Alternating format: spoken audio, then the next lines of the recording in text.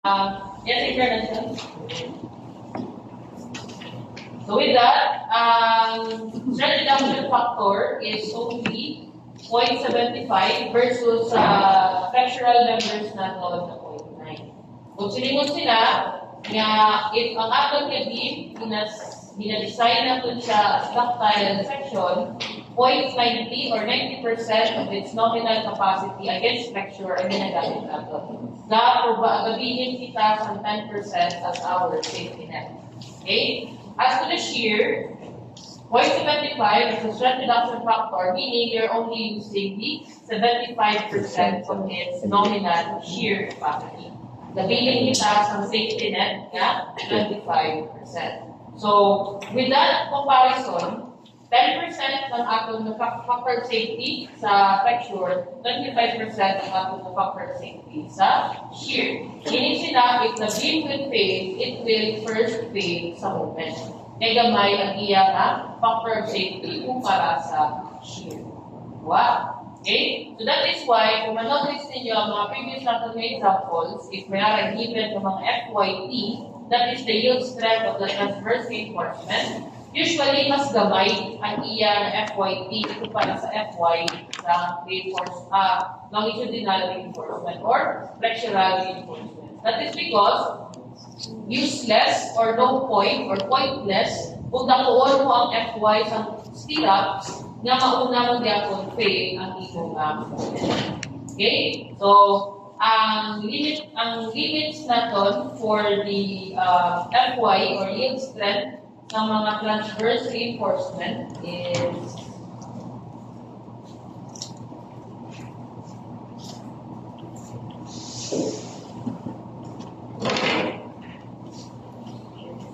stress reduction factors. Table 420 to 24. Sa shear naton, we have here the usage, the application, the maximum value of FY or FYT permitted for design calculation. We have the applicable ASTM specification. Kung magkatuloy sa shear na part, you have their special seismic systems, spiral, shear friction, stirrups, ties, and hoops. So, dito sa stirrups, ties, and hoops. Ang maximum limit niya is 550 megapascal. So that's about 75,000 psi. Okay? So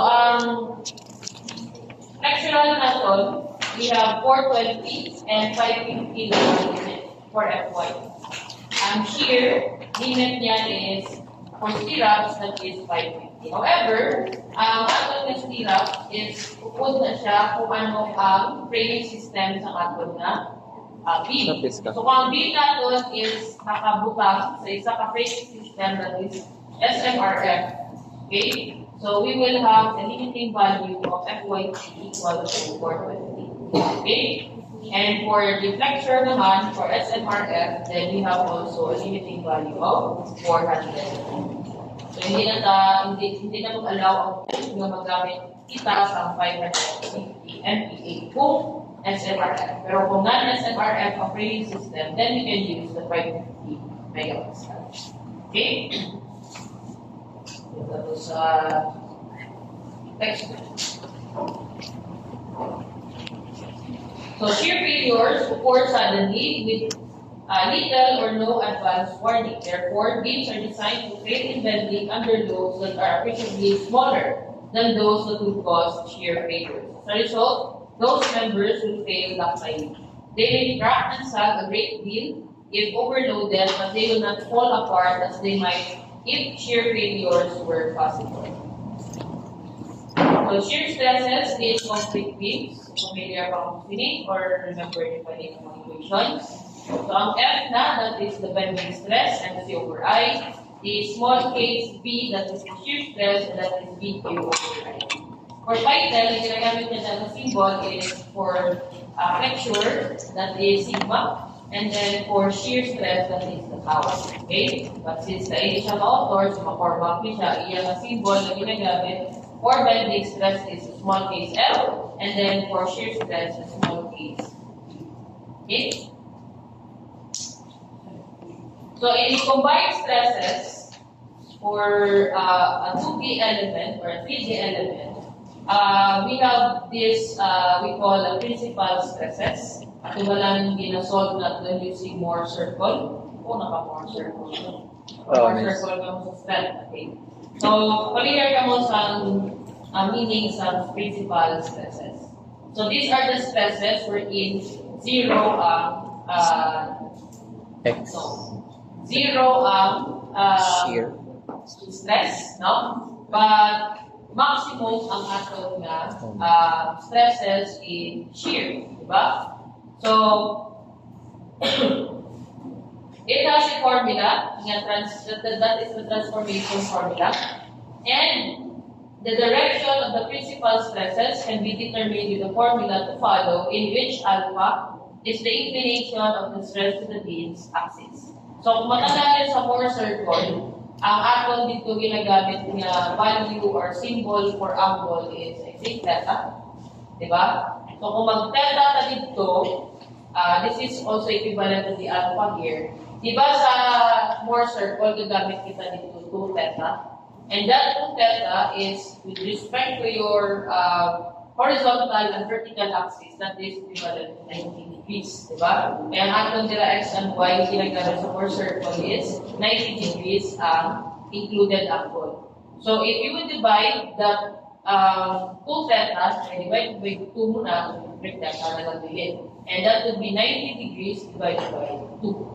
And that is your 45 degree. That's why, amo to siya ang question before sa strength materials of what angle, what is the value of the angle that would make your, or that will provide a maximum value for shear stress. And the answer is a 45 degree angle. Diba? Kaya kung i-recall natin, ang shear stress natin sa strength of materials sa inclined plane, may theta.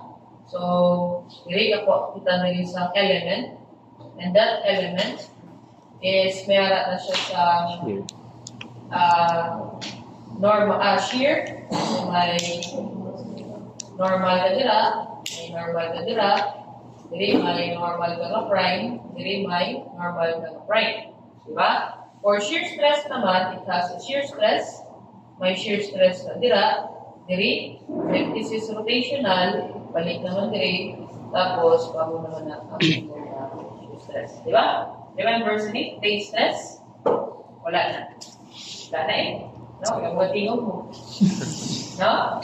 So, ang may FP na siya, amo na siya ang transformation formula. So, recall na lang sa formula sa stress. Ano naging formula sa P over 2A, that is sine, di ba? Sakto? Sine 2 theta. Correct? Ay kung shear na stress na to is P over 8 cosine squared theta. Ano, di ba?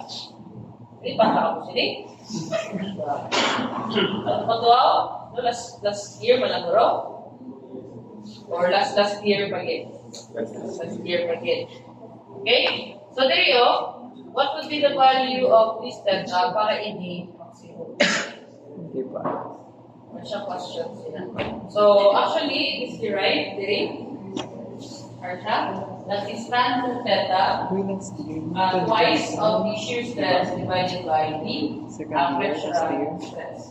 So if the value of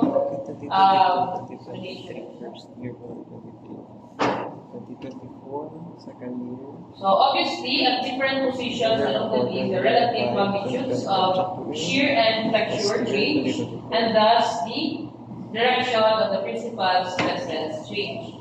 It can be seen from the preceding equation that at the neutral axis, the principal stresses will be located at the angle 45 degree with the horizontal.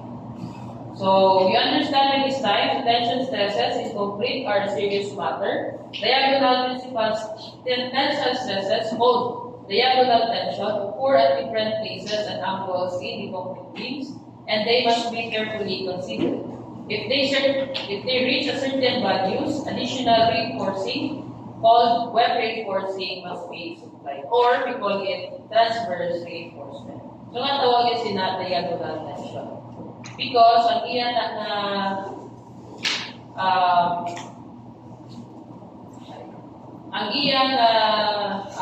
direction of the crack due to shear is diagonal. Okay? That is why it's called diagonal tension. And it's tension because it pulls apart the particles of the concrete. Okay? So if it has a failure in shear, the direction of the crack is diagonal and it is approximately at the 45-degree angle. Okay? So if the beam will be subjected to load, first to manifest is flexural cracks, dapat. Okay, since ang ato nga design, mauna siya fail sa moment. So meaning to say, ang iyang cracking would be caused first by flexure until it reaches the certain value of shear stress, and then it will manifest shear stress or shear cracks naman. So a combination of flexure and shear crack, muna siya flexure shear crack. So first, flexural crack sanay ang mauna kita sa beam until it reaches a value na ma-fail naman siya sa shear stress. And that shear stress na crack is your secondary crack. Your flexural crack will be your primary cracks. Okay? So ang buwasin ang atong na beam, we design it, pero at a certain magnitude. Diba? Wala man sa beams nga load-proof, no? So this can kalako ang magnitude sa external loads, okay? Hindi siya gapon collapse. Okay? Ang mga beams natin, we only design this sa mga calculated natin mga MU or factored movement. So kung ang imong factored movement, let's say 450, and if may additional load na subject ang imong beam, let's say may na siya 500 kN, of course, obviously, ang inyong beam may design natin will fail. But it will fail first sa moment before sa shear. Okay?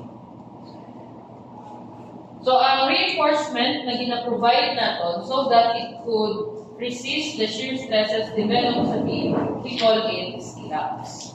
Okay? So, ang stirrups natin can be arranged in this arrangement. So, we have an open stirrup, so nasa sa babaw. Ang sinig na open stirrup, hindi siya closely. Diba? Open siya. Diba? So, ang muna siyang sa babaw.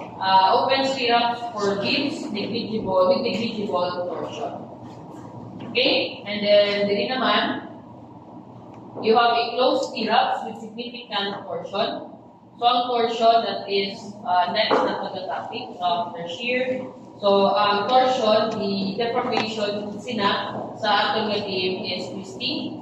Okay, so kung open ang imong transverse reinforcement na dito be subjected to twisting na action, then mas-snap na ang imong stirrups. Okay, wala siya sa anchor stirrups to stirrups.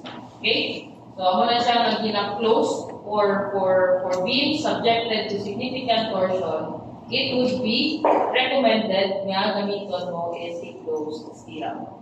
Mas maayo nga continuous ang stirrup. Hindi pareho sila nga miutod-utod. Okay?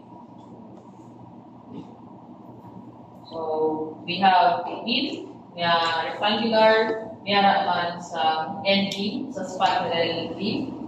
Okay? And then, mayroon naman sa inferior E-beam. Okay? So, yun yung mga stirrup arrangement. Yes, you can use this one, pero ang effects niya sa materials, sa cost ng inyong materials, na mo kami i-put. Okay? So, ito siya mapay ko, the economical type of stirrup is a continuous one. Kung hindi ginawala, continuous na siya. Close pa ni siya yapon. Close pa ni siya, pero continuous, wala pa sa dako sa kundot. Kumbaga kung sa construction site, mag-ubra ka sa cutting list sini, hindi ako naka-reduce. Kaya continuous naman ang inyong kabiyasan. Okay? So, makasave ka in terms of the wastage, kaya wala ka sa damo. Okay?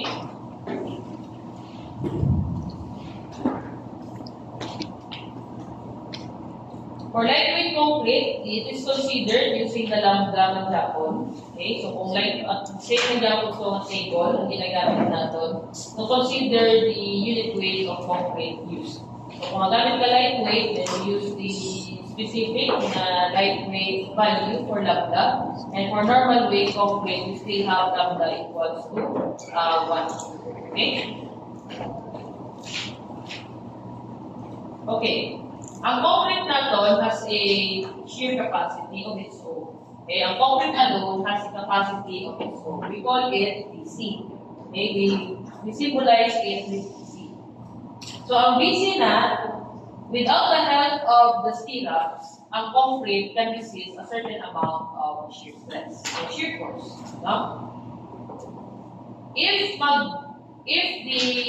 applied shear or the load from the applied loads, ang shear value is more than the BC, then ang concrete would need a help from a reinforcement. So the same concept, the same principle, kung ang aton nga beam subjected to flexure. Di ba? Sa flexure principles naton, ang beam, mayroon siya sa, or ang concrete, mayroon siya sa capacity sa tension, di ba? Kaya ang transfer sa load na moment sa aton section sa beam, it's in a form of axial compression tension. Mayroon part sa beam na compression, mayroon part sa beam na tension. So, ang tension na part, di ba sa chapter 1 natin, mayroon ito tensile capacity ang concrete. And that is about 8% lang sa iya nga F prime C. Diba? So, pero pag design natin sa beam, i-neglect na natin ang iya na capacity. It's just that nga, kumbaga wala siya sa iya nga strength. Okay? There is a shear, the same principle. Concrete alone has a capacity to resist shear. Pero minimal ng Japon. Pero sa shear design, ina-consider siya, wala siya gina-disregard. Okay? So in computation or calculation of BC, or the shear capacity of concrete alone, we have the formula.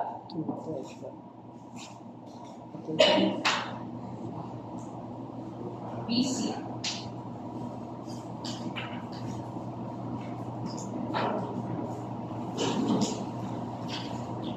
So it's in 42255. BC for non-pre-stress members without axial force. Meaning ang without axial force, negligible ang value sa axial force. Okay?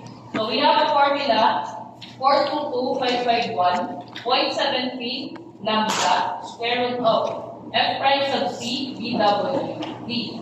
Lambda is ang kanina, modification factor, depende kung ang weight sa concrete is light weight, normal weight, or medium weight. Okay?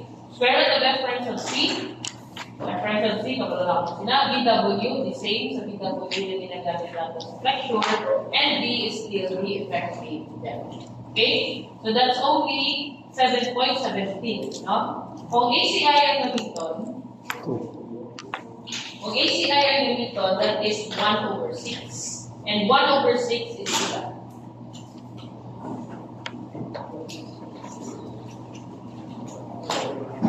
Point 16667. Diba? So, ang NCP, gin-round off yun na lang 2.7. Okay? So, that is how you compute for the capacity of concrete sa shear. Okay? So, if ever nga kinahanglan sa concrete additional strength in shear, it will be coming from the web reinforcement or the transverse reinforcement or slabs. So, it will be coming from the steel reinforcement. So, iya na shear capacity sa steel, we term it as ES. Ang BS naman can be computed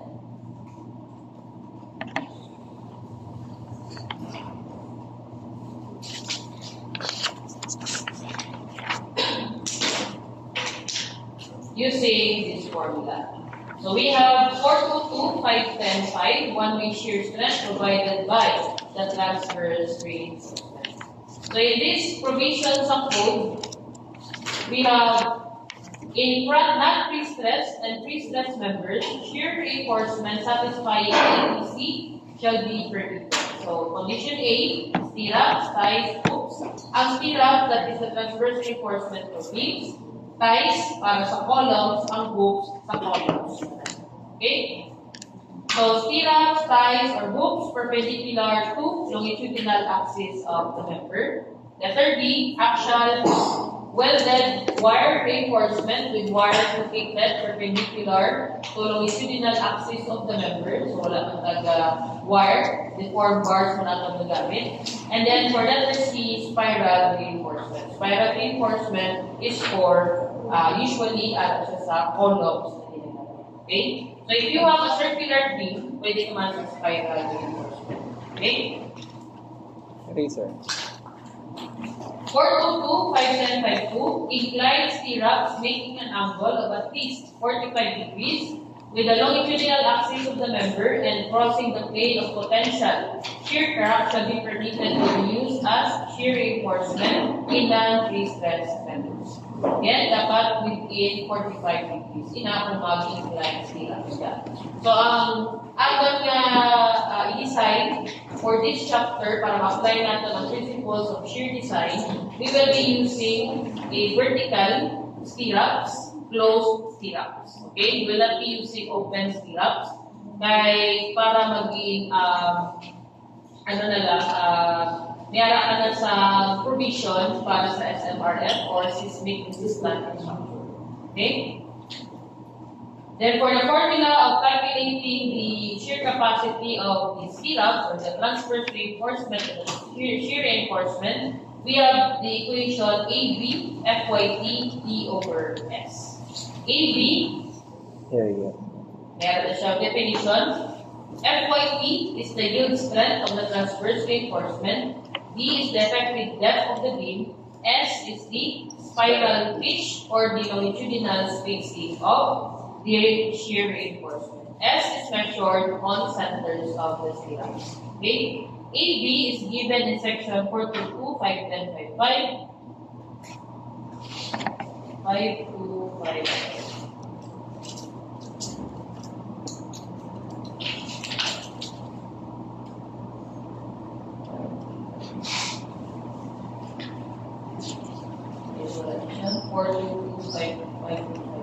Anyway, but that's the definition. AB is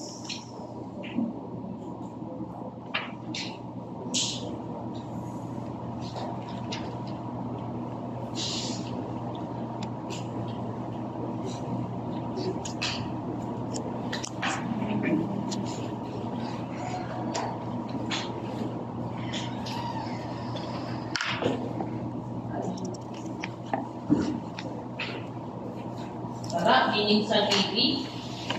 AB is the cross-sectional area each stirrup has crossing the track. Okay? So kung pila ang cross-sectional area sa stirrup, gaga-cross sa track.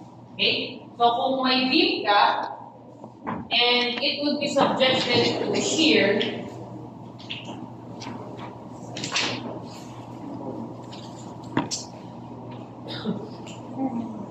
so you have a beam. My manifestation of a crack. So it will crack this side. Okay? And then dito man sa piyak side. So bali, sides ang iya na cracking. Okay? So kung ang imong stirrups, say we will place a reinforcement material. Longitudinal na. Okay? And you will place a stirrup here.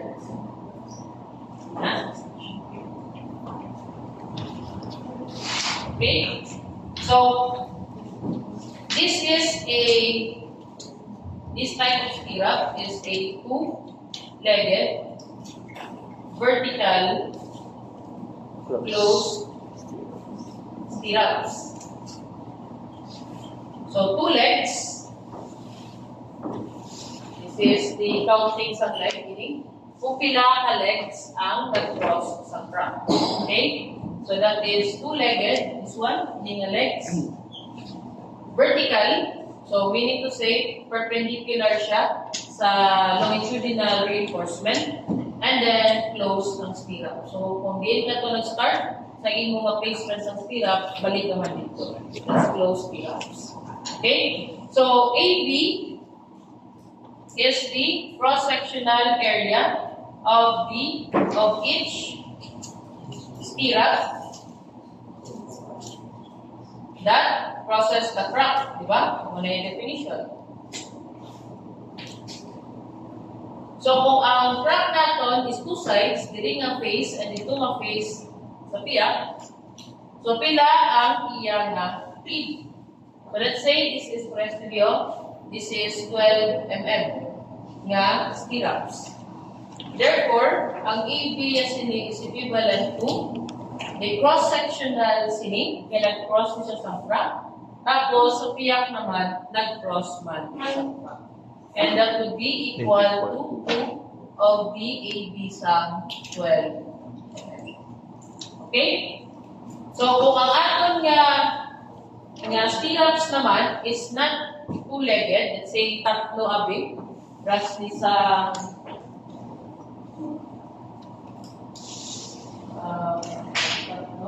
apat na meron. So, for example, ano ni stirrups. Okay? So, you have 4 legs crossing the crack. So, kung ano man ni ang bar diameter, a bar area sini, so let's say 12 mm ni Yapon, the AB is 4 times the bar area sa DS. Okay? So, AB is the cross-sectional area that is crossing the crack. Okay? And for shear stress, ang cracks natin would be on 2 sides lang. Ang torsion, 4 na sides. Kaya distinct siya mo. Okay? So, kung torsion na siya, and the torsion natin is 3, okay? This is the torsion. Ang iya na effect in terms of crack sa concrete beam is may crack na di siya sa both side faces, miara na siya sa bottom, miara pa din siya sa bottom. Okay? So, mo naman niya ang i-design kung mag-consider kita sa significant value of torsion. Okay? So, for now, dito na sa focus na sa shear design.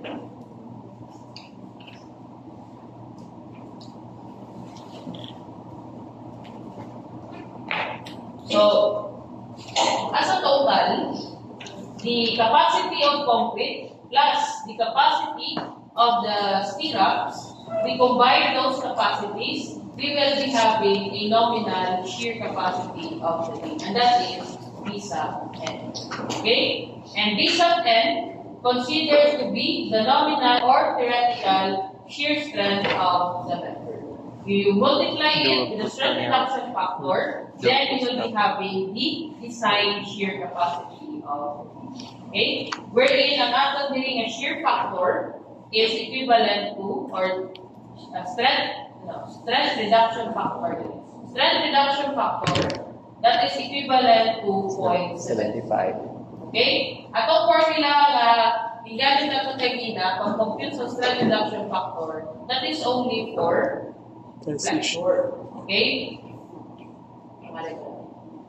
That is only for flexure. You cannot use that formula, stress reduction factor. Meaning, this is only for flexure. Kita niyo sumabaw. Stress reduction factor, moment, action, combined moment, action. Wala ka na makita. Okay? Okay, so, ang value ng stress reduction factor natin for shear design is isa lang na value, and that is 0.7. Okay? So meron kita sa formula, na detailed formula for calculating concrete shear capacity. And it is also given by the code.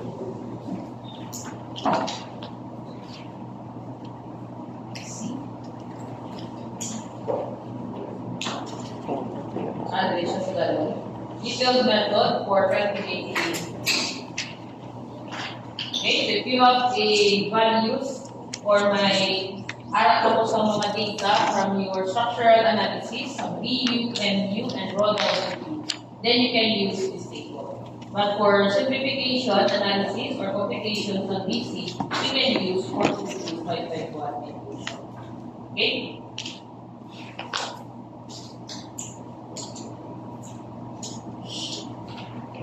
So, the graphing, mention ko kanina, kung paano mag-manifest graph ang beam subjected to movement and pressure. Okay? So, still, ang consider din natin na beam, negligible ang iya na action. Okay? So, when you say negligible ang action, ang iya na PU is lesser than 0.10 F prime sub C A. Diba mo na siya? With the value of PU, this is the axial force or axial load. If the value of this is satisfied with 0.10 F prime sub C AG, therefore, you can, according to the code, this is a negligible axial. But if more than ka, then ang beam will be subjected to an axial force. Okay? Ang gina-consider natin diyan sa pag-design natin sa flexure, always negligible also ang axial. Kaya wala na ito gina-consider ang axial design. Okay? Nilagay naman niya ang design figure kung may axial force.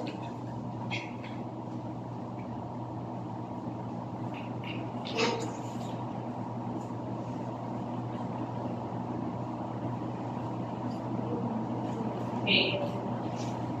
So for the strength criteria, isang shear method.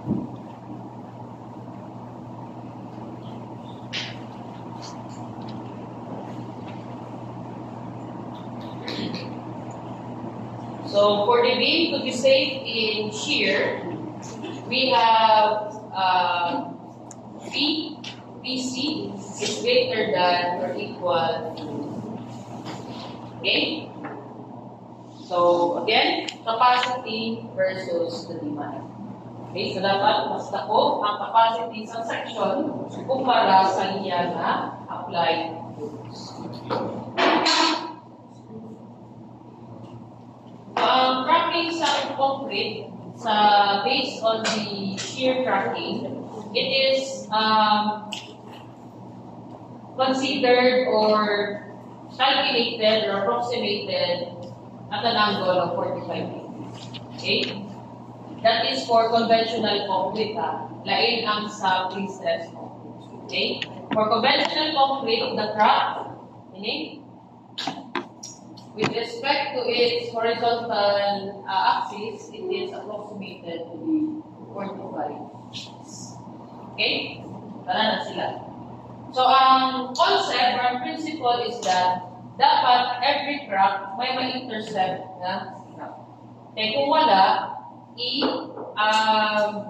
i-pull apart nila ang imong beam. Since mag-manifest siya crack, there will be no bond between your aggregates. Madula ang aggregate interlock.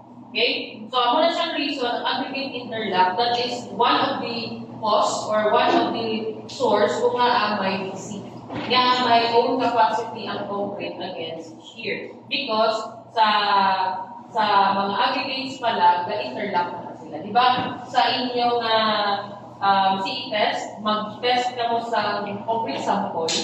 Di ba gina-check nyo na kung ano ang type of cracking, ano ang type of failure? Yara na sa dalong, sa ASTM o sa test result sheet, meron na siya kung ano ang type of cracking. Kaya dito dito sa ang isa dito I think is the shear failure. So kung mag-shear failure ka, ang imong cracking is natawa na kung may mold ka na cylinder, ang cracking mo is pamuli. No?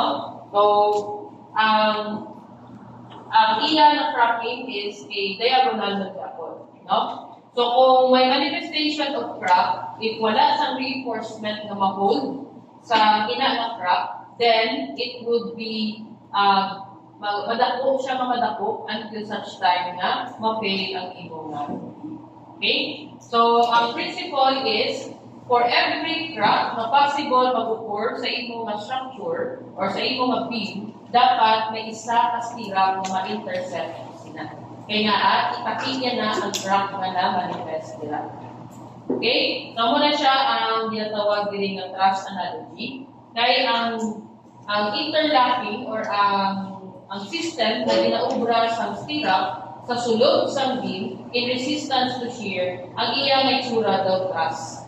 Mayroon siya sa top chord, mayroon sa bottom chord, mayroon siya sa web members. The same sa truss, di ba? May top chord, may bottom chord, mayroon sa web members. Okay? So as you can see, for every possible locations of the crack, ang isa ka crack dapat may ara sa isa ka stirrup. Okay? So, kung dumduman ninyo, kung aton nga simply supported, di ba ang aton nga maximum shear occurs at the supports, di ba? So, meaning to say, dito dako ang aton nga shear stresses man. Consequently, dito dako ang shear force, meaning dito man, consequently, dako ang shear stresses. So, kung dako ang shear stresses, mas dito damo ang manifestation of cracks compared dito sa my center or sa mid-span sa teeth. Diba? So, amo na siya ang reason nga kung lapit sa supports, mas iit ang spacing sa stirrups. Pagkat sa center line o pagkat sa mid-span sa teeth, gradually increase na ang spacing because hindi na dito possible damo ang crack. Okay? So, that is that is the effect kung naamyara kita sa shear diagram sa beams. Okay? Para mabala natin, kundiin ang mga critical points sa atong beams. We need to know where is the maximum shear force. We need to know where is the maximum moment. Okay? So, sa ina ng mga sa shear and moment diagram lang na, we can tell kundiin ina ang mga locations. So, with that location, pabala natin na, okay, critical dira ang atong. So therefore, i-design natin siya na ma-withstand din na shear or na stresses na ma-develop nila maybe it is a shear or a moment. Okay? What? Na-itindira ang principle. So kung i-kanta to actual na mga diagrams for shear, mga stirrups,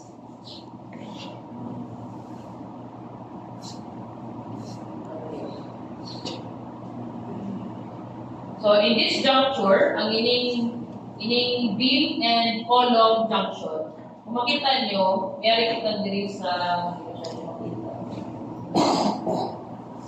diri nag-away. Kita nyo?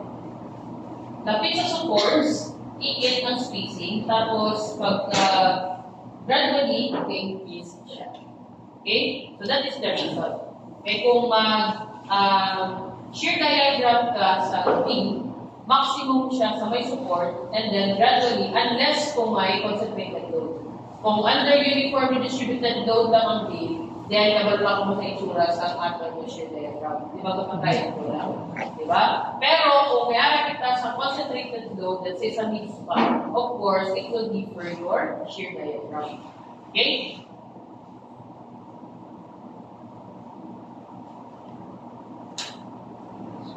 This one.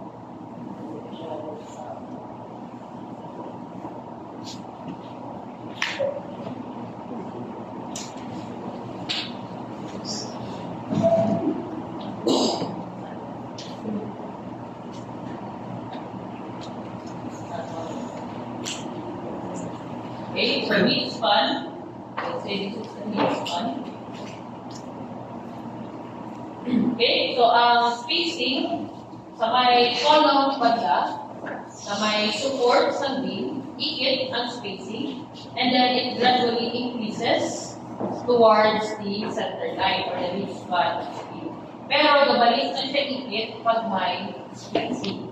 Okay? So ang spacing that is considered as the weak point sa imong reinforcement. So dapat ikit nila ang spacing sa spirals. Okay? Pero kung continuous man lang ang imong rebar, then kung ano to ang in-design or ano ang nasa plano, then ano na imong itutan. The same goes with the columns. Ang columns naman, ikit mo na siya sa base. Say this one. So this is the footing sa dalong, tapos masaka na na. At the base or at the support sa column, ikit naman ang iyang ties. Okay? For columns, we call the transverse reinforcement as ties. Okay? So on spacing niya, ikit, tapos it gradually increases pakanto sa column. Okay? So that is also the result because at the base or at the supports sa column, dako man ang value sa shears.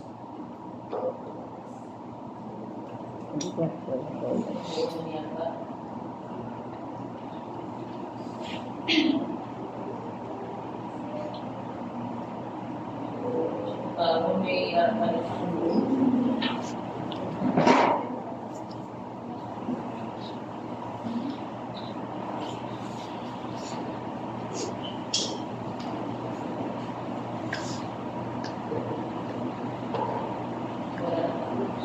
anyway, kamo na siyang principle niya, no? For every possible crack, dapat niya sa miski isa sa stirrup na ma-intercept sa ina.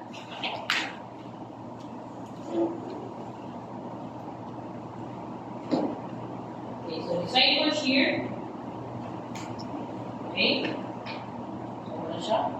Ang ating strength capacity, EBN, and BN ano? energy. A combination of concrete and steel, our stirrups.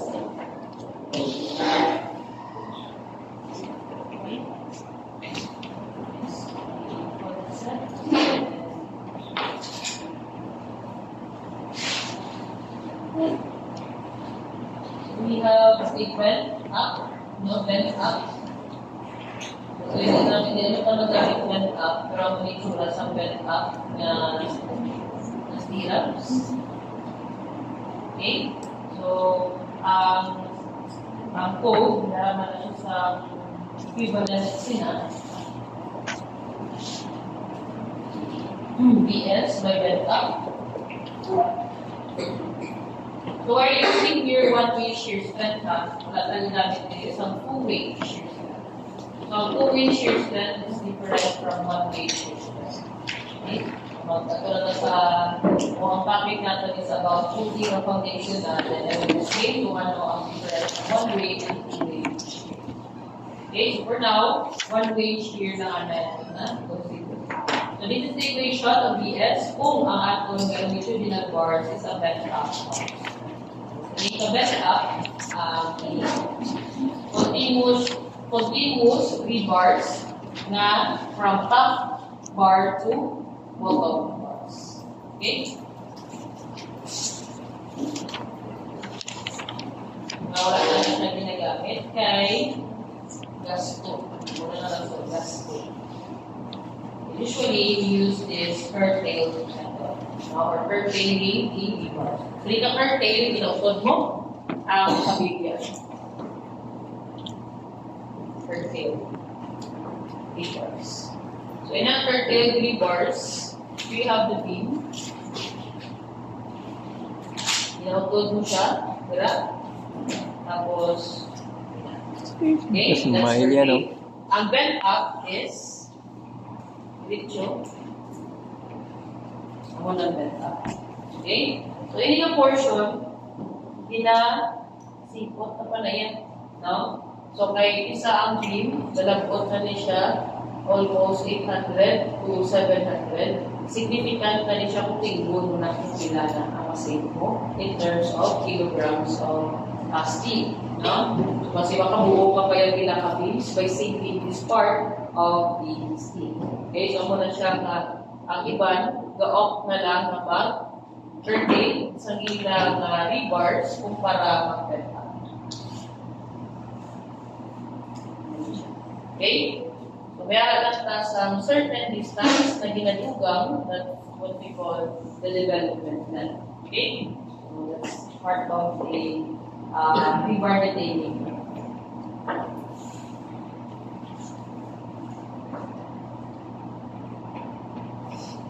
Okay? And those requirements, first is the computation of BC. Okay? So, computation of BC, ang ito kanina, yung 0.17 lambda square root of f reference of c divided by u.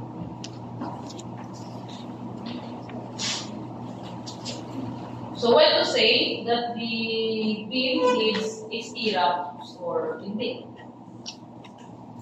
BC. According to the code, the beam would be needing or would require a stirrup. Di ba may own siya ng strength against the shear of BC? If the VU exceeds the value of that BC, then it would be needing additional shear capacity which is coming from the shear grams. Okay? Pero hindi na nakagamito ng iyang 100% na BC. Hindi pa paggamito ng iyang BC. But rather, meron na rin siya sa condition niya when to use or when to provide stirrups.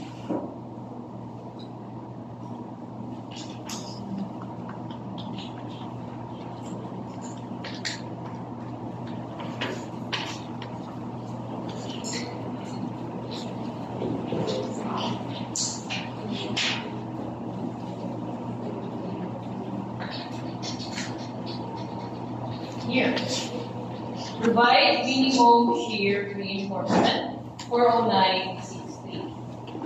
So 631, a minimum area of shear reinforcement for AB beam shall be provided in all regions where BU is greater than 1/2 beam, except for the cases in table 409631, where at least AB mean shall be provided where BU is greater than PU.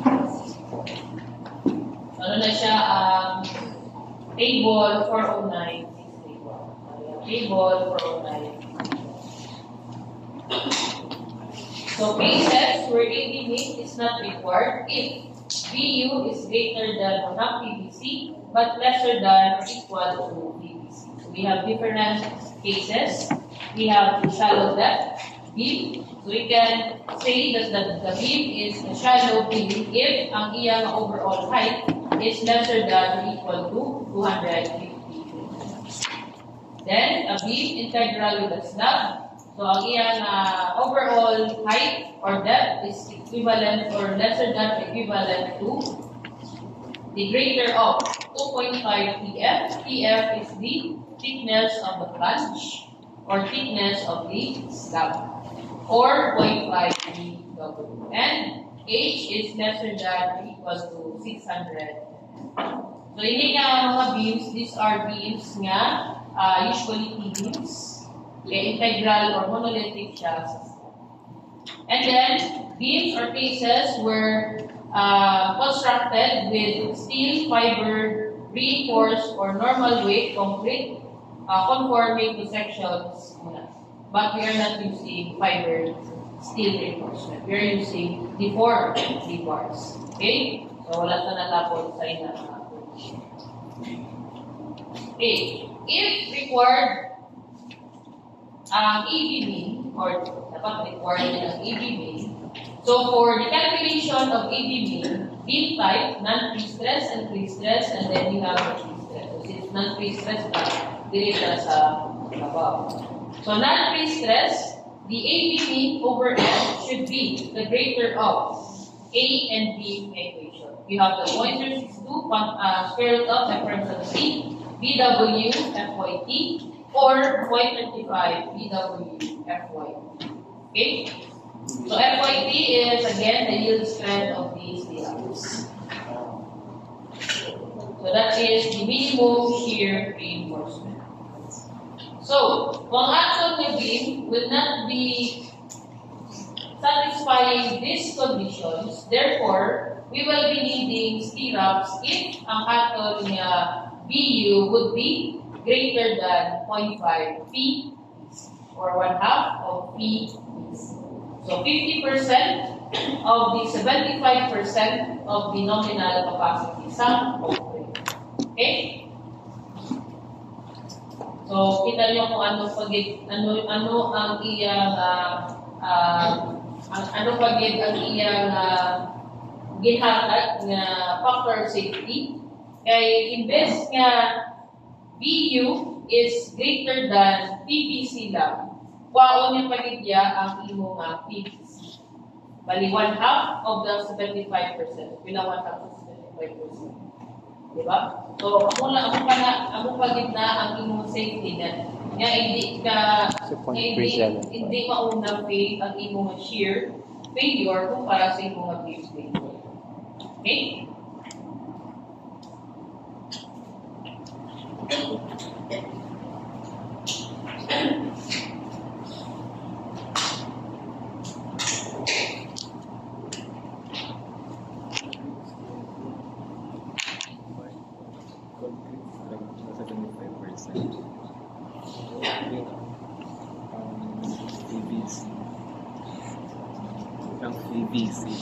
Ang fee, 0.75. Isang concrete. Sheer concrete. Hindi, ang fee nagit mismo. 0.75.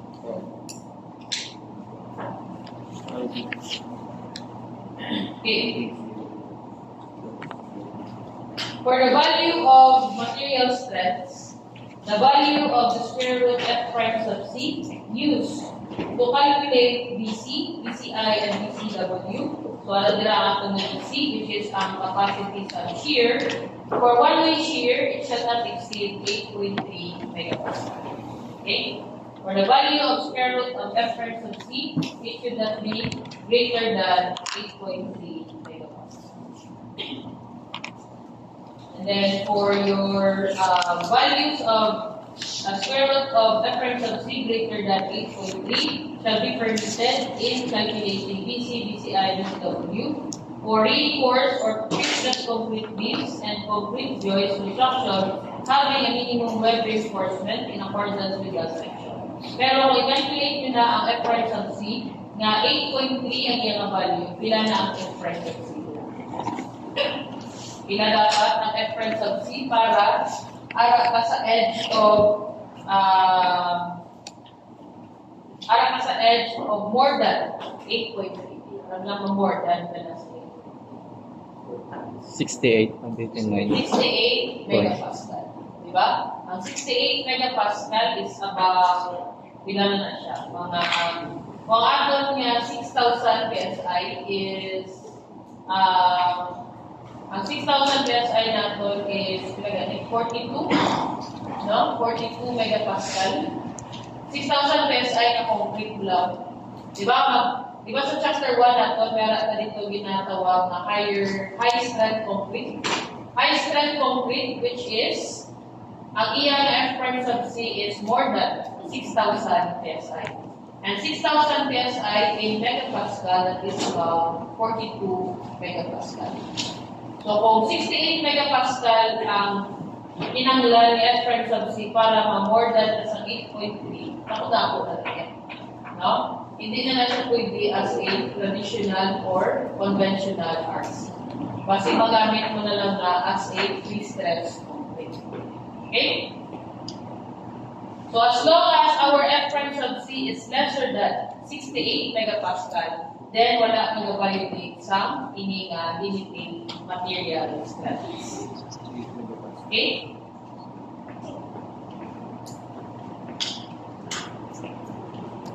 Ulit na to sa ACI code divisions. We have ready ADB. This one, disregard lang yan because this is for torsion. Then,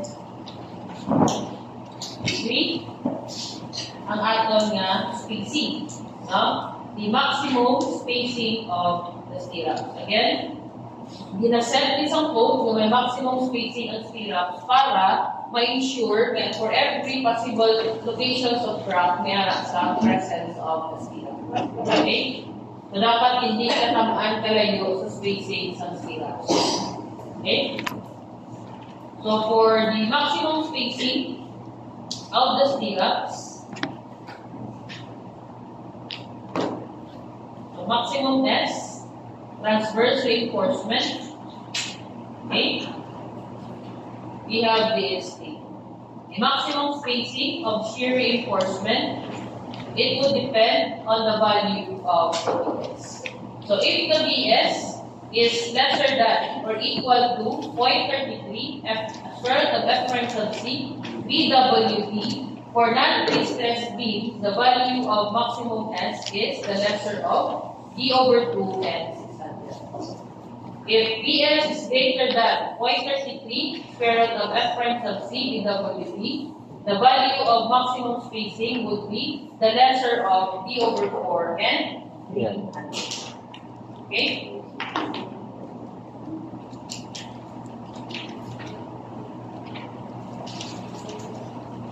So after the maximum spacing,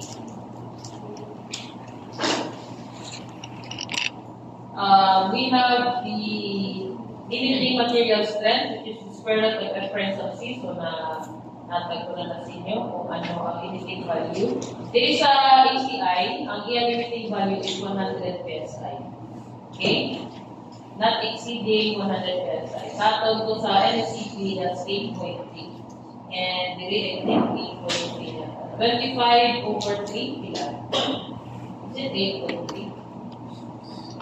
8.3? 0.3. So, ako ni siyang ginatag yan.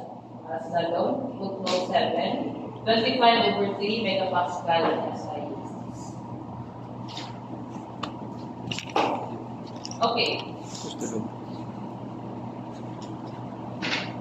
So there is a babaw, there is the maximum value of BS. Under no circumstances may BS be allowed to exceed 8 square root of F prime sub C BW. So that is ACI. Ang sa NCP may counterpart na siya sa inang equation. The purpose of limiting the BS is the shear strength of the beam cannot be increased indefinitely by adding more and more shear reinforcing because the concrete will eventually disintegrate no matter how much shear reinforcing is provided or added. Meaning to say, hindi na pwede kapag gusto butang lang sa stirrup, okay? Kaya maging pointless siya at some point because if it will fail in flexure, ang imong stirrups useless na din. Okay? So what's the point of spending more reinforcement, spending money for additional reinforcement in stirrups kung sa resisting sa load, hindi mo siya pagkakit. And iya na i-provide the shear strength is until BS mo lang. Okay? So that is the reason nga aga limit sa value sa BS.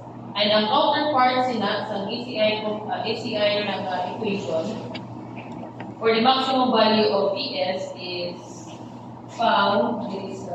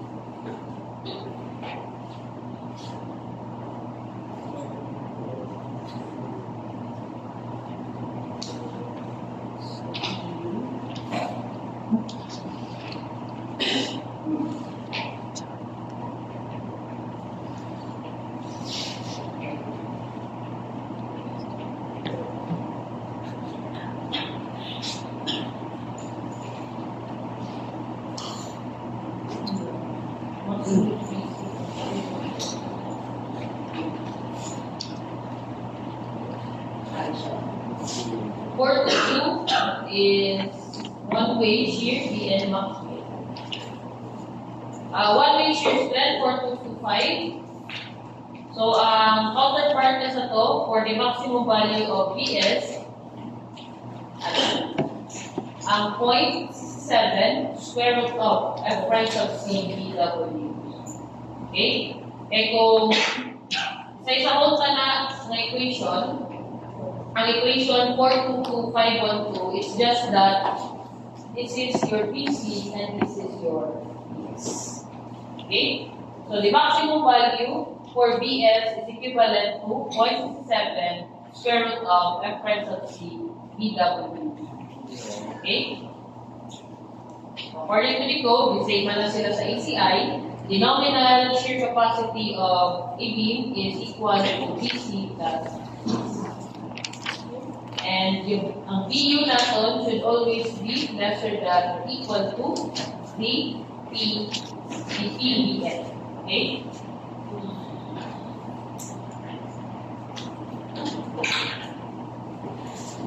Calculating the AB, na, one.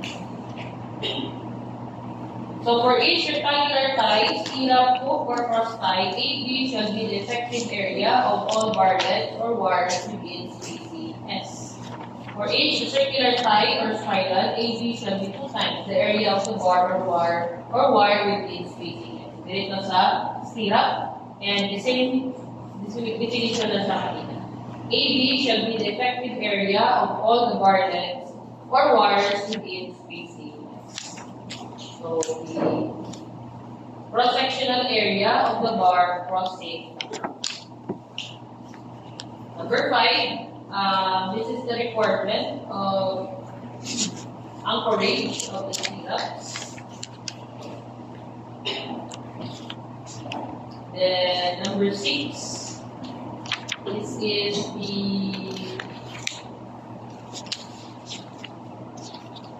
calculation of the BU. When you calculate the BU, ito sa NSCP, calculating the BU or the factor shear for beams built integrally with supports, meaning fixed supported, ang imong beam and column, BU at the support shall be permitted to be calculated at the face. If ang aton nga if the beam is not integral or integrated with the supports, then we will calculate BU, wherein the sections between the base of the support and a critical distance D at the base of the support for non-pre-stressed beams, and H/2 from the face of the support for pre-stressed beams. And ang aton nga beams is non-pre-stressed, so we will be having a critical distance of computation ng BU at a distance D from the face of the support. D is, again, effective. Okay? So, dira natin i-calculate ang aton or i-base ang aton with design here at a critical distance D. So, BU at the critical section A to C are satisfied if gusto mong i-calculate ang imong BU at the face of the support. So, we have 3 conditions, and it would be may siya explain na based sa ACI. This one, according to ACI, PU is computed at the distance or at the face of the support if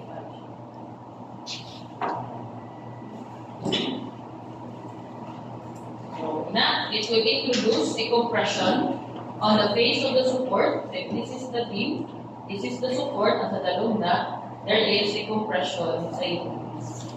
Okay? So you will consider here PU at the face of the support.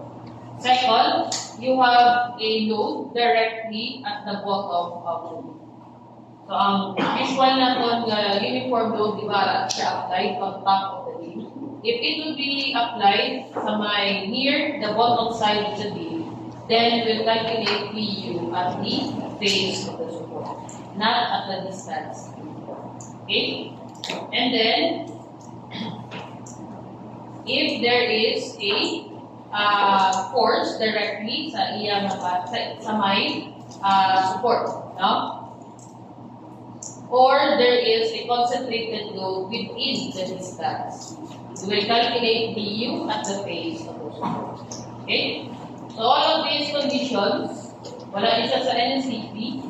So that's why, kasi ako, sa pagbasa ko, medyo naging confused ko kung paano siya i-interpret. So ngayon lang, may hanap sa commentary ang ACI kasi may figure siya na provide para mas ma-interpret sa klaro ang mga conditions. So, why is it important? Because, iba sa pag-draw natin sa shear diagram, makita nga natin yung maximum BR dito sa support. Diba? Pero, ang actual na cracking sa mga beams, wala sa support mismo support. Kundi, ara siya sa at a distance. Okay? So, let's say we have this figure.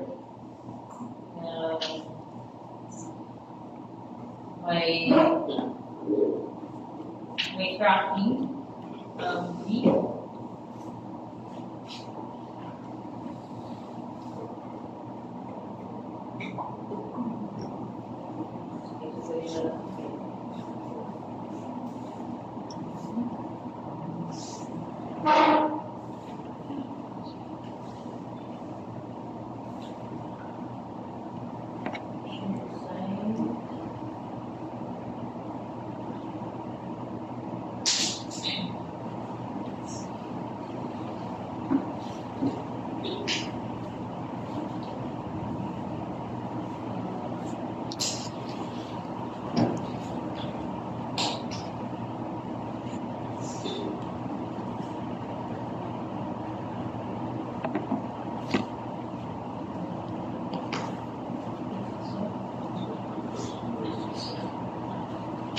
Okay, just to check lang kung di siya.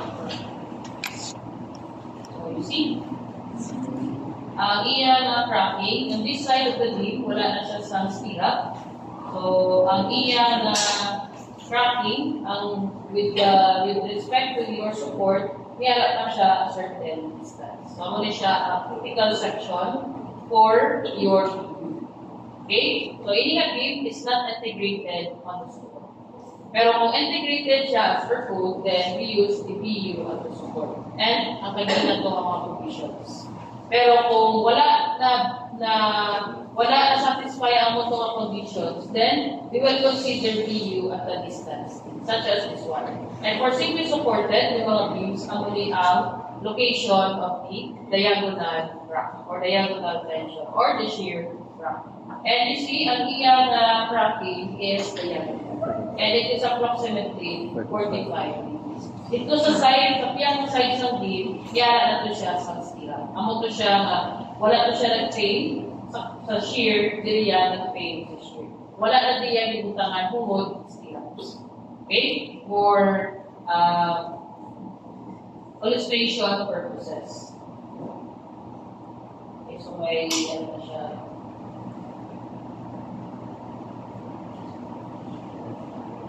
Okay? So, muna siya ang shear crack. Ini. And it is, ini, alin diri, pangatlo dira. That is on the distance. Okay? And ini nga crack, this is approximately 45.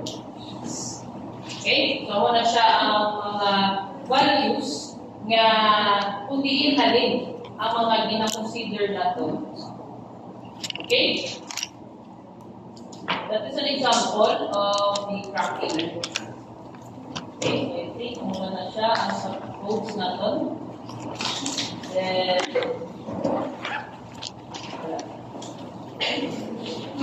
okay.